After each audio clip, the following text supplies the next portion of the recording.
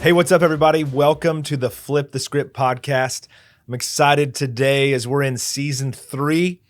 Get to have a conversation with one of my greatest friends in the entire world, Eric Newman. This is where you're supposed to say what's up. What's up, everybody? Thanks for having me. One of my greatest friends as well. I'll give you that, too. Yeah, I love you so much, and I'm excited today.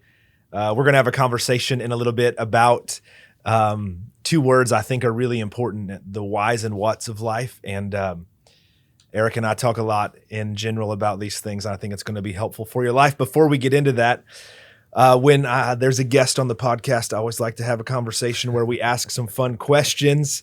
I know you well, but I thought we could see if I would guess wrong on some of these would you rather questions. They're always fun. So here we go. Would you rather attend the final game of the World Series or the World Cup?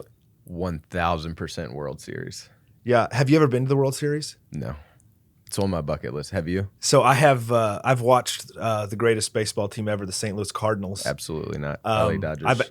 I've been in the stadium when they've won the World Series. Have you really? I have. I did not know that. 2011. I was also in the stadium when they lost to the Red Sox Game 4 on a sweep.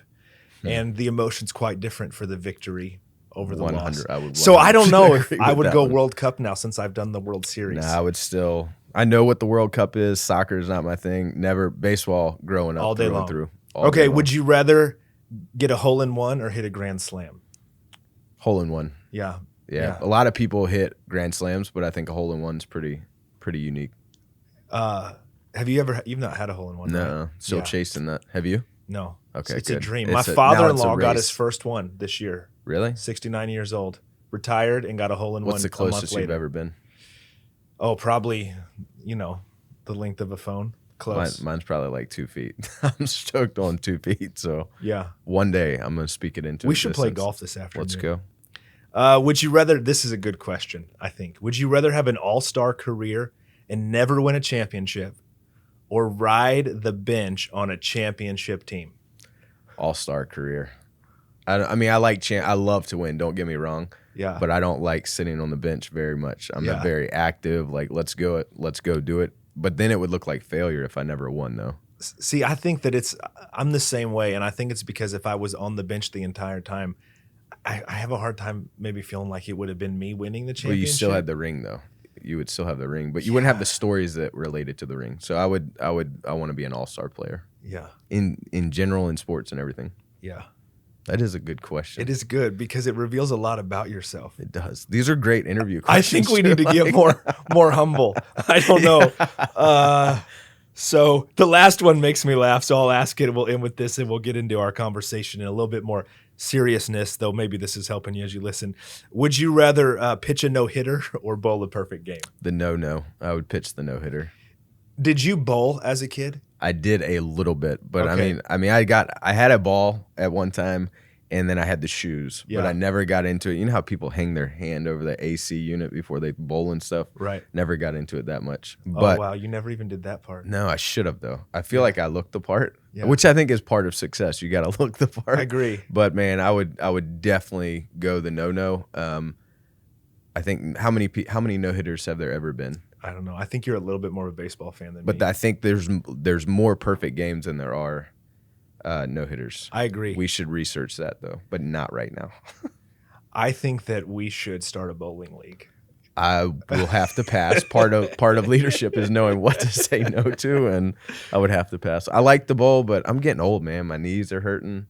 I was in a bowling league in middle school. Were you really? Yeah, I had like this black bag. Do you think we would have hung bowling out? balls. Do you think we would have hung out in middle school? I don't know. You were pretty athletic, though, weren't you? I was. I mean, I definitely shopped in the Husky department at Famous Bar. Yes, Bugles. Bugle Boy. Bugle Boy. Bugle Nice. Boy. They had to move the Husky pants, and this is way off topic. Did you wear Huskies? I had to wear Husky. Yeah, you did too. I thought so. So I would not go into the Husky section at the store. My dad would have to go before us and put some pants in the regular section and be like, oh, these aren't in the Husky section. So great. I know this is great for your life, but little inside. We'll you cut were a a lot of Husky this out. guy. It's great. I did. I got skinny my senior year, before my senior year of high school. I think I did know that. Yeah. So, whatever. So anyway, let's talk about something to help our lives today. As you may or may not know, Eric leads just an incredible organization called the Rock Solid Foundation, and helping kids fighting pediatric cancer really have hope and really just fun, a different chance at life. And he's also a great leader in a lot of ways. He's an author, and one of the things that him and I talk about and have for years is what is our why, and why do we do the things that we do. And Eric and I were in a conversation a couple of weeks ago, and he said something that struck me, and I wanted to build this podcast around it. And that was that sometimes we can get into a place where all of a sudden the reason that we're doing something, the what, we no longer really hold the why for. Right. And I don't know, just to start it off, and we don't have to get into any specifics, of the things, but maybe just talk a little bit about that for you and whys and whats as they are in your life, and we'll just. Yeah, I think the why, and I've said this many a times, especially to you, like if you identify the root, you understand the fruit to what it produces. And then Bill Walsh said, if your why is strong enough, you'll always figure out how to do something. And so I've based everything from my leadership career, and I always ask questions. And I was the kid that got in trouble with the parents of like, why? Well, why do we have to do it this way? Why do we have to do it this way? But I think the why, for me, it gets rooted. And then as it starts to grow, and if it's not pruned, then I think that it has the tendency to outweigh. And so when you bring the what into the factor, the what is what has the tendency to outweigh, because the what is identified as a lot of the fruit in ministry, in nonprofit, in business. And you can say that it's the mission accomplishment of how many play sets that we build or how many attendees are in the service on weekends. And I think just making sure that you're able to navigate that is pretty important. I think one of the things that happens, if we think about coaching kids sports. Right. So I watched a movie this past weekend with my kids. Now I just forgot what it was called. I think it's called At Home, but it was the true story of Sean Payton, our partial true story, a Saints coach. But anyway, it struck me because there's a coach of a football team. He goes home and he begins to coach his kids' football team that he hasn't been a part of his 10, 12-year-old son's life. He begins to coach his team because his why is, I want to be close to my son. Right. I want to have a relationship with my son. That's what his why was. To have that what played out was coaching. Right. But after a period of time, coaching that team and making them win had become more important than a relationship with his son. Right. Where that what became more important than the why. I know I experienced that even somewhat in coaching one of my kids' teams, basketball team, Suffolk Parks and Rec League, years ago. And I'm like, I want to do this to be with my son, but I'm spending so much more time trying to help other kids. Not that I, don't want to do that. Right. But it's one of those things where I think that sometimes what we're doing ends up more important than the why, and so maybe we get off track. It's the same thing with my son plays baseball. I love baseball, and I'm helping coach baseball. And so the original why for that is like, hey man, I want to be a great dad. I want to spend time with my son. But then the competition, the what has a lot of competition onto it. And so by the time that actually the baseball season's done and I'm sitting there, I'm like, I ended up caring more about all the stuff ahead of the why, meaning scheduling the practices, making sure that we're winning, that we're competitive, keeping the parents happy, all of that stuff. That has the tendency to outweigh the actual why. And I think we have to constantly be getting the why in check. Yeah. How do you do that? How do we, and even any specifics that you would say that we'll throw back and forth a little when we think about keeping the why in check on a day-to-day, week-to-week, maybe month-to-month? What are some things you do to help yourself not get lost a little bit in the I'm just doing this and I kind of forgot?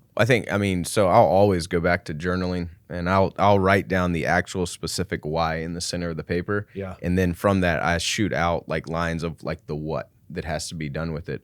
But for me, I go back to, and I say this on a constant is marry the mission, not the model. Right. You got to marry the mission, not the model, and just boiling it back down. So I say that statement, I journal a lot, I talk to you a lot. Yeah. And I try to pull back the onion, if you will, and it's got to be at the root of it. It has to be at the root. But I think just talking with my team helps me stay accountable. I'm a dreamer, and I'm like, man, let's try this, and my team throws it back at you, and that's when it can get a little irritating. But when your team throws it back to you, well, what's the why? What's Right. the why behind it? What's the why behind it? So I think talking to my team, journaling about it, and then just constantly saying, marry the mission, not the model, is how it helps me stay intact. But it's super hard to keep the why at the front, but it's easy to talk about the why. Couple, maybe a hard question. I'll try to get this out there. If you don't want to answer it, don't.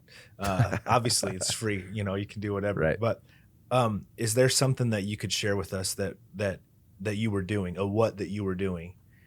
I would say this with Rock Solid, or if that doesn't work, maybe with something else in your life. That we were doing this, and you were like, we have to stop doing this because it's not supporting the why anymore, and maybe it was a little bit difficult, for people around you. Maybe they didn't understand, and you had to own it as the leader, and how you did that, and what was successful about it, and maybe what wasn't successful about it, or anything like that. Yeah, we this was probably about 5 years ago. Rock Solid was rocking and rolling, and we did play sets, and then we would do room makeovers. Well, the room makeovers, I couldn't get people to help us sponsor it, to help fund it. We had a couple not parents, but people threatened lawsuits against us. Things ended up missing in the house, which wasn't on our part. But that's all the stuff keeping the chaos in the kitchen. So the what was the room makeovers. They were very successful to the world standpoint. We were loving and serving the kids. And then at the end of it, when we were looking at it, it wasn't scalable. And yes, I know when you talk about ministry and stuff like that, scalability is important, especially for us. And then I had to make the decision that it wasn't accomplishing what we were truly called to do, because there's close to 16,000 families a year. The room makeovers were only serving about maybe 150 to 200 of the families. So making the hard decision based off of truly what the mission was about. And I don't know if that makes sense, but I had to cancel the room makeover program, and knowing that it was going to upset people because it wasn't directly pointing at the why. And for us, the why is 16,000 families a year. And then it's like, okay, is it helping us get closer, or is it taking us further away? And we would have, and as a old Class A general contractor, if I open up the walls or show any exposure of electrical, like, I have to take care of that. So we were loving and serving the families, and it looked like from the outside perspective it was doing well, but then the why, we had to peel it back, and we had to make the decision off of the why. Yeah, I wonder if we could figure out, in life, I'm processing in the moment of just thinking, if you do a good job of being a good leader, and you do a good job with keeping your why, there's always things you're stopping that you started. Well, I think you have to. It's the pruning behind it. If you don't, though, if you don't, you're not trying. You're not even stepping into things. Right. I know we had a time as a church when we were doing, I'm going back years ago, because we've done different services and different things in different ways, but we were doing a sort of night of prayer and worship on a regular schedule. And I remember that I went to some of our pastors on our team, and I was like there's hundreds of people in the room on this Wednesday night, but they're not leaders in our church. There's a couple dozen, but we have a couple hundred leaders. They're not here. Most of the people involved aren't here. And yet I'm getting all this feedback from lots of other churches about how much they like coming to this night. And while that's great, I don't have anything wrong with doing that. The why for us doing that service was to invest in and pour into our leaders in our church at that time. Well, you knew what you were actually aiming at. Right. The why helps with the aim. But it can look, I think, and I don't even know where we unpack this. It can look so good, which is, I guess, is what you were saying on the room makeover. It looks so good on the outside. To the world's perspective. They're like, you're doing great. Why would you stop? Right. It's because only the leader knows this is why we're doing this. This is and when you lose that, you're in trouble. I think I think after boiling down and sticking to the why is extremely hard, because it's mission creep. Yep. It's mission creep. Things keep coming in. And as the leader of the organization, and just even having other leaders on your team, you have to protect that why at all costs. And I think and I was sharing with you too, of like, as you start to navigate this, and I think whys change. Like, I think that they have to change. They have to evolve. Now, I'm not saying that the actual mission of the church, but what's the why? Why does a live church exist? Right. We exist to help as many people as possible live fully alive. Straight up. That's the why. Then everything else underneath it, the what, right? Right.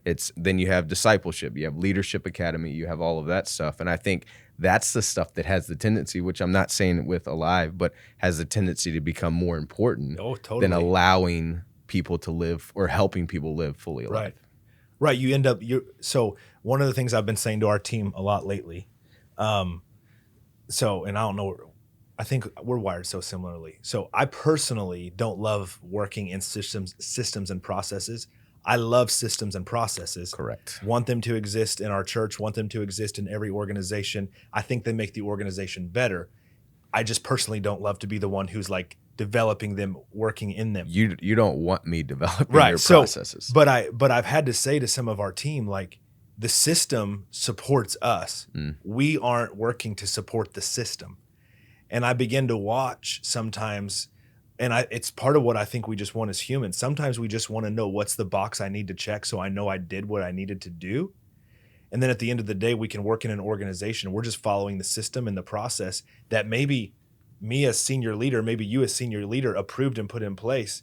But now the team isn't actually executing where we want them to execute because they're more focused on just that instead of making sure that's actually supporting vision. Correct. It's the checking of the box. Yeah. But I think it's our job as the leader to make sure that that stuff stays in balance, which is the hard part. Yeah. You can't marry the mission, not the model. Yes, you got the why, but you have to have the other things to support it. So as a leader, how do you balance that?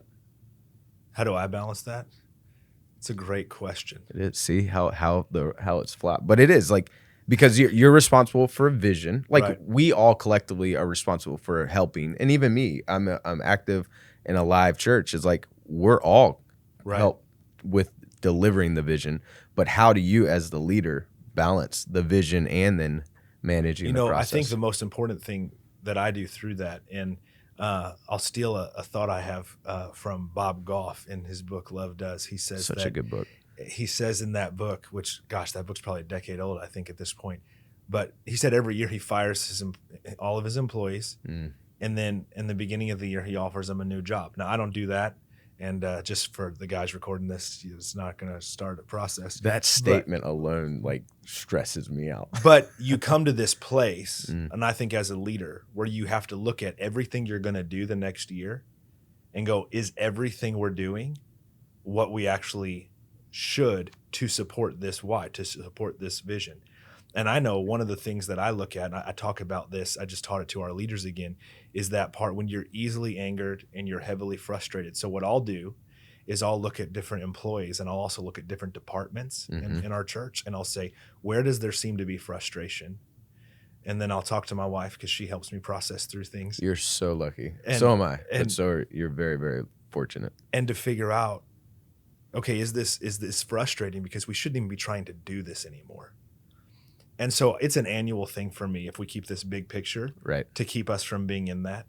And just because you do something doesn't mean you always should do something. You have to keep doing it. And, I don't know if the nonprofit world's like this, but I'll just be real. The church world, it's like, it's tough sometimes because they're like, but I liked doing that. Why do we not get to do that anymore?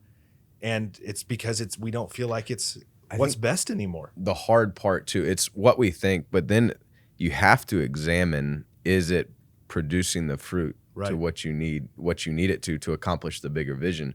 And I think the hard part is when you're in a situation like that, even like canceling a program that you've done at a church for 25 years.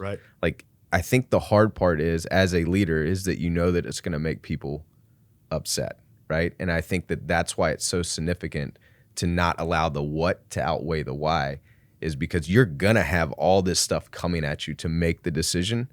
So you have to be deeply rooted in the why. And I don't think there's ever been a time that, I know for me, that we've canceled something or stopped doing something that I haven't gotten some sort of text message, some sort of email, like people either frustrated or asking why. Yeah. Like that's happened to you, always, right? Always, yeah. But you have to still have the confidence to make that decision.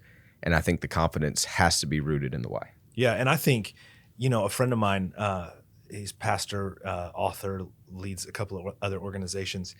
He, I don't know if he's going to do it. He's talked about writing a book, and I hope he does, called Gut Level Leadership.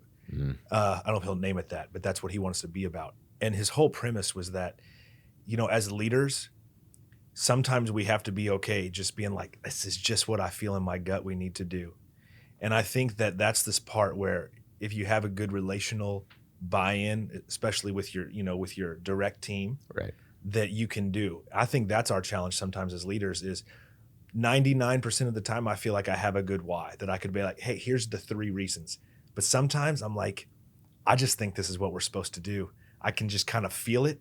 And so that's why we're going to go do it. And I think if you're right more than you're wrong in those scenarios, Right. you build that credibility and you're okay. It builds the credibility. That's what I was getting ready to say. But we need that. I mean, I think, you need that. Rock Solid Right. needs that. I think that's part of what makes leadership so important, is to have men and women who are like, no, gut level, this is what we need to do. And I'm willing to bet the ship, Yep. I literally just walked out of a meeting to where, as I closed my laptop, the person that I was meeting with was like, hey, listen, like, your track record is here, making the decisions. And a lot of the times as leaders, you have to make the decision with 70% of the information at best. Yeah. But as your track record continues to prove, and I have to make a decision, like, as I'm even sitting here now, I'm like, I have to make this decision. It's weighing on me, like heavy as the crown. And then from that, the last thing that this individual said was like, hey, your gut has gotten us this far. You got to go on the gut. Did you know that there is actual brain cells in your gut? Mm-hmm. Did you know that? That's the reason Whole30 is so popular. It has like a thin layer of like brain cells in your gut. That's where the actual statement of gut feeling comes from. Yeah. And so just, you got to go for the gut. Speaking of Whole30. I can't do that. Speaking of the gym, like You're Monday, so Wednesday, and Friday, I'll be there. Wednesday. I'll go Wednesday. Did you go this morning? I did. Yeah. I have to go. I have to, like, it's the part of what I've even written down. Like, I have 7 healthy habits that I try to do every single day. And if I don't, then it's not typically as good for people. But we talked about that. So I'll bring this full circle, because I even talked about this Sunday, and you were in church, which was great. I love it when you're in church. Like, I love to be in church. I can see you. I'm usually at church, by the way, for everybody. Well, you just know, I'll say this. It feels good when so if you're a leader or a communicator, it feels so good when you have people that believe in you and love you, whether you do a good job or a bad job. No matter what you're doing. End of the day, I love you. And so anyway, I have no idea where I was going. So when we think about this why and what, even with healthy habits, and I think we've talked about this, we still have to make sure our habits don't end up that we're but we're just so committed to them. But what do and so I agree. But for me, what the habits produce is a attitude of gratitude. Yeah. And that's great. Why I'm more married to that. Like, before, it was like selfish, like, I want to have a 6-pack. Everyone wants to have a 6-pack, right? I haven't ever had one. I'm still working on that train. But I think it's from what the healthy habits produce. And as long as, like, my healthy habits have, like, scripture and reading in it. But I agree with you from what you said. And that's one that struck chord, was like, sometimes the habits can become the master. Quick, important question, significant definitely for your employees to know, and your wife. Do you think it's more likely for your son Braxton to be a starting shortstop for the Dodgers, or for you to have a 6-pack? What's more likely? Yeah. Hands down, him a shortstop. I wish, man. Even when I was in my best of shape, surfing every single day, it's just not in my cards, man. It's not. That's amazing. Anything can happen. But I'm glad that you asked that. But I believe that Braxton will be the starting shortstop more so than my 6-pack. It's amazing. Hey, I want to subject shift. Sure. Question that I have been thinking about so much, and I've been talking about this with our team. Megan and I talk about this all the time, and anytime I can talk to you or anybody that is in a culture and an environment where they're around people who are Christian, but also around people who are not following Jesus, when you think about what does it look like to live set apart for God, to live a life that I don't just blend in with culture,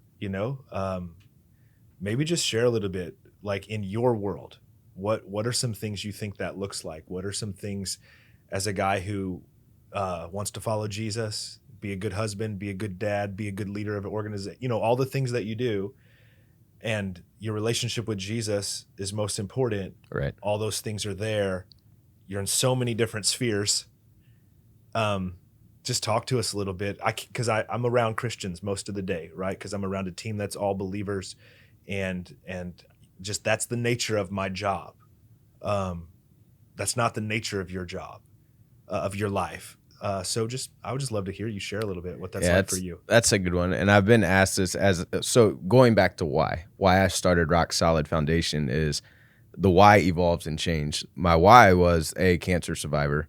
Then my why evolved into my 2 cousins passing away. And then Shannon, was such a better human than me. This was before I was walking with Christ or walking with Jesus. And then, so my why evolved to like, oh, I'm going to do this thing. I'm going to love and serve the cancer community. But for the longest time, I felt like I was working a debt off to Shannon and that God made a mistake. Like, and I know God doesn't make a mistake. That's not what I'm talking about. Yeah. But talking about how why evolves. So then Shannon passed away, and I was like, all right, I'm going to do all these good things to honor her. But at the end of the day, it was guilt. Yeah. So my why, even as good as what it looked to the world, was rooted in guilt. And it was rooted out of fear that cancer was going to come back and get me one day. So my why has constantly evolved. And then it's like, oh, we're going to love and serve every child, every family, everywhere, which is super complicated, super complicated. But at the end of the day, it's boiled back down to like, I want to show people the love of Jesus. Yeah. So that I met Jesus, and I rededicated my life, whatever you want to call it. And then I went all in on that why, and that why has constantly evolved. So what it looks like for me today is a lot different than what it looked like for me 2 years ago. Yeah. God has given me access to be able to sit with multi-millionaires all over the place. And then he's also given me the ability to sit with a family that just heard the worst news of their life, that their child has cancer. So what that looks like for me is people always ask me why I do what I do. And I'm like, oh, I'm glad you asked. Yeah. And so I get to share the love of Jesus. I get to sit with people in the worst. And then I get to sit with people that has everything that the world said that they should have. Yeah. But they're some of the most loneliest people that I've ever met. So what it looks like for me is I get to have the ability to sit with someone that has the millions, and I get to sit with the broken. Yeah. And I get to show them the love of Jesus. Now, what that looks like, it depends on the situation. Right. All the way from where one guy that I met with, and he passed away shortly after, and he said something to me. He's like, you have the unique ability to be able to live for success and significance at the same time. How do you do that? And I was like, I'm glad you asked. And then I talked about Jesus. So I get to talk about Jesus. I pray when I walk into rooms or before I walk onto a stage, that even though that I can't say the name of Jesus all the time, which I'm getting more and more vocal about, I just pray that people see the difference. You know, I just want to, number one, I just want to honor you as a guy who's been walking with you for a decade, maybe more. Yeah, it's longer than that. Yeah, longer than that. Because you just celebrated 10 years of marriage, right? 12. 12? No way. I do not record this. I don't know if it's 11 or 12. I think he's recording anyway. I think it's 12. I have no idea. 9, 10, 11 is when we got married. Yeah, so then it's 12 years. So you just had 12 years. Yeah. So we've been before 13 years. Mm-hmm. So, wow, that's amazing. But so I've got to watch, and even just what you just said, I just want to, even as people watch this and listen to this, honor you for demonstrating that you can continue to grow in boldness, right, in whatever environment or culture you're in, to stand for God. And just for all those who are listening to this, you're a demonstration that if you don't decide to put your faith in your back pocket, but continue, honestly, Eric, almost in a wrestling match sometimes, of just like, God, how do I do this? Right. Like, how do I make sure that I honor the Lord, but also I know I have a job, and so I want to do this right.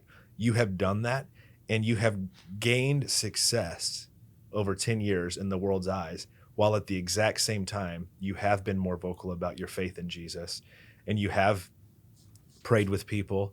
And, I know that I would say people know you're a Christian. And one of the ways that I watch you stand out is that you can just tell. And people who are hurting, they want you to be around them because there's a love and a compassion you bring. Well, thank you. And it's just what people need. And so I just honor you for that. Thank you. It's hard to even like to put it in scale that it's been 10 years, it's been 14 years for Rock Solid. But I think even as the why evolves more, and like that I'm going back and forth, it's that wrestling match. Am I doing enough? Am I not doing enough? And then I think it's the fact of we're at a conference, and I heard this statement that God said, hey, or like in my spirit, yeah, it was like, hey, listen, I love your ministry, but let me show you mine. Yeah.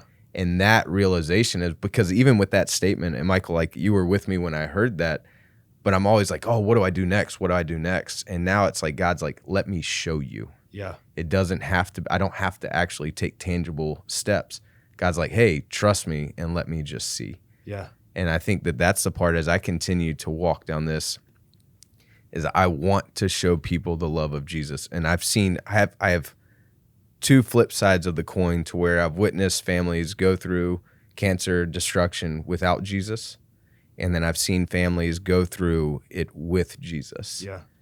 And my heart is breaking for the families in general, but the ones that don't have Jesus. So how do we take the name of Jesus? How do we take the love of Jesus at ground zero and show them the love? And then it's the showing, and then it's the speaking. Yeah. So good. Keep the why above the what. Keep the why above the what. That's good. You should tweet that. Yeah. It's not called tweet anymore. Can you call it you tweet? exit. You exit. You should X that. I don't know what you call it anymore. Do you use X? Not yet. I mean, That's I have where I it. get my news. Is it? Yeah, I have no idea if it's true or not, but it's great. It's a great then it's good news then. It's a great news source. Hey, thanks for chatting today. Thanks for having me. I mean, we could honestly talk forever, and I love this. And so thanks for having me back, man. Yeah, it's great. We'll talk again. Hey, thanks for listening today. No matter what's going on in your life, if you change your thoughts, you can change your life.